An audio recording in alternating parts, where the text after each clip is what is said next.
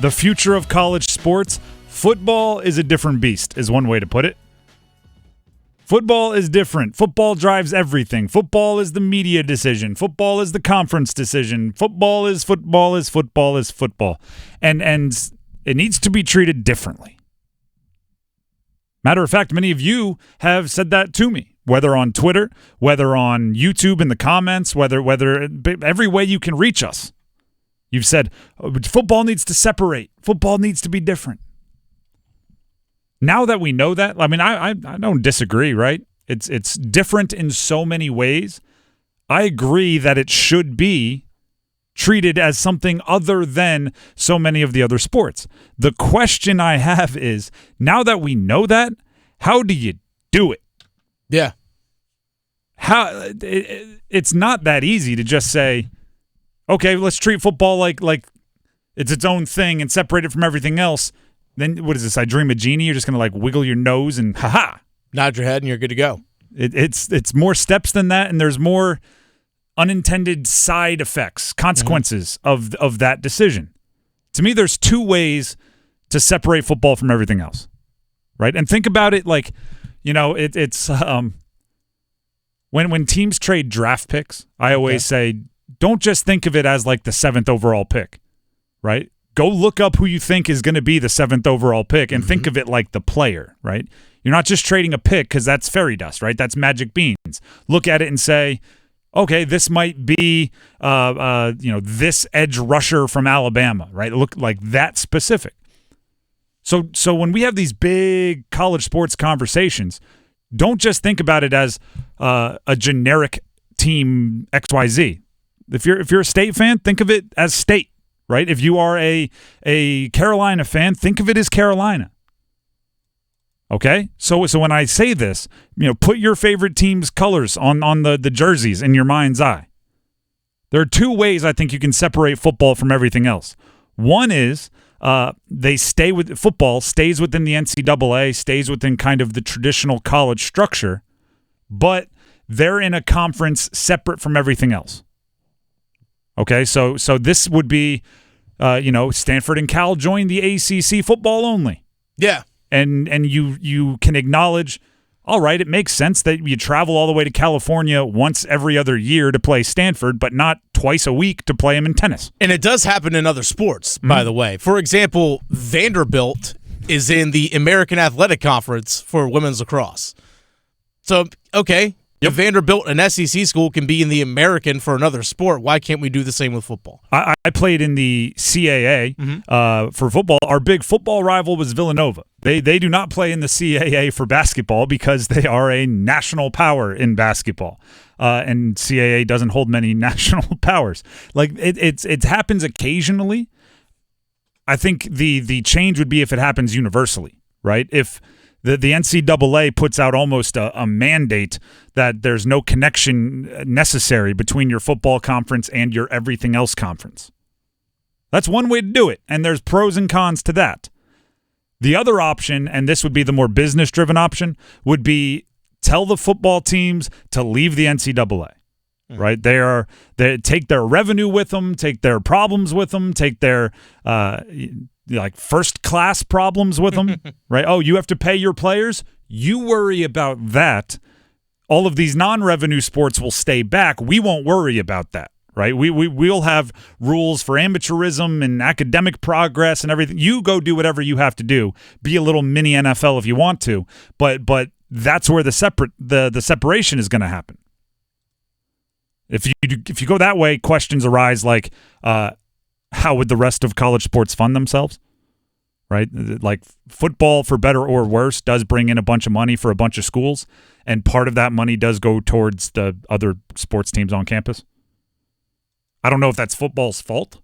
Right? It's like football's money won't be able to fund the track team or the soccer team or the baseball team, and it's like, okay, I'm not sure why it's on football to fund all of them.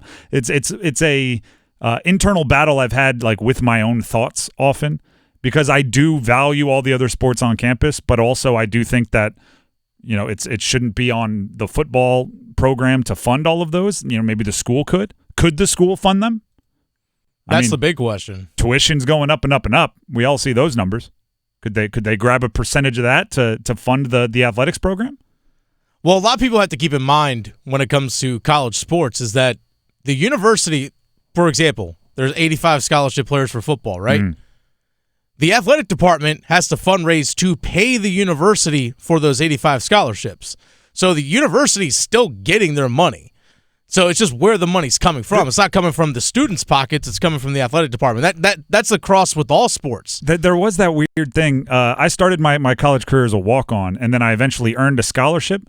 And once I was on scholarship, once a year, the coaches would go around and ask you to send a thank you note to somebody. There was some donor, right, that endowed a scholarship, and there'd be if this was FCS, so I think we had 63 scholarships. So they'd grab like 40 of us, and we had to write a thank you note to whoever endowed the scholarship we got. And there is that moment where you're thinking like, wait, this school, what did they have to pay for this? I'm in a class of 20. Does the teacher get charged more for that, or did they get paid more rather than when there was 19? Right? They just put another person in a class. Can't the school just say like that one's free, the other 19? Yeah, just put a zero in the ledger and we'll call it a day. But you're right. They do have to fundraise and find ways to get endowments for those scholarships. If the conferences are different, but football is still in the NCAA, and they remain part of athletics programs as a whole, how regional are those non-football conferences, right? And what does that do for, like, would there be a Carolina-based conference that would be, the State, Carolina, Duke, Wake, ECU, Elon, Charlotte, maybe Clemson, maybe South Carolina, right? Like very, very regional. And then you don't have to have any overnight trips. Every trip's a bus. You don't have to pay for flights. Do you want the other sports to look like that? Because if baseball or if football is traveling all across the country and every other sport is taking, hour and a half day trips, is that what you're looking for? Are you willing to make those sacrifices? It's very easy to say football is a different beast, treat it differently, and then say, like, you get into the bigger problems of, can you treat two sports differently without making all of the others feel like the cast-offs, the outside, right? You're not going to get as much. The football team will be rolling in hundreds, and you'll be pinching pennies. I agree football is a different beast. I agree. I've said this for a very, very long time. For name, image, and likeness purposes, I think the rules should be different. There's a lot of ways to tweak it, but just saying football will be different, or you're going to take 80 football programs or 60 football programs or 35 football programs and put them in some super-duper ultra conference above everything else, just know that all of the resources that super-duper ultra conference takes are going to come from somewhere. Right? They're going to take away from something else. And that's up to you if you're willing to make those sacrifices. And I will say, presidents and chancellors and all that aren't going to be super jacked up about it. No. Because they're going to go, wait a second. You want me to rob from the masses to give to the few? I don't know about all that. Presidents care about the academic profile of the other schools in your conference. They truly do. Yeah, in a weird way, because they want to be associated with, and this happens across all levels, especially 100%. Division III is a big part of this. But for example, the Big Ten, with the exception of Northwestern and now USC, everything is a big, massive state university, and they're right? all the AAU, not like Amateur Athletic Union. There's an AAU research qualification. Yeah, AAU University. It's an academic and a research grants and all those sorts of things designation. Every team, again, I don't know how these most recent four, but up until then, every team that was admitted to the Big Ten was an AAU research university. Yeah. Nebraska has since lost that designation, but they had it when they were included in the Big Ten. That never made sense to me, because has anyone ever, like, when I'm picking Ivy League school, like if Columbia is playing a school or Harvard is playing a school in basketball, I've never once looked at them and go, oh, if they compete in the basketball court, they must be on level, they must be near each other in academics. Like, Yeah, within the conference. Yeah, if you rush for more yards than Duke, you must be as good of an academic institution. It's like, what? That doesn't make any sense.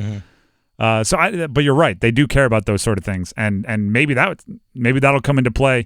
Maybe it won't in conference resharing or restructuring. Just know this: everybody's throwing out there like they have a novel idea. Oh, let's separate football from everything else. That's not the novel idea, right? Everyone's having that idea all over college sports.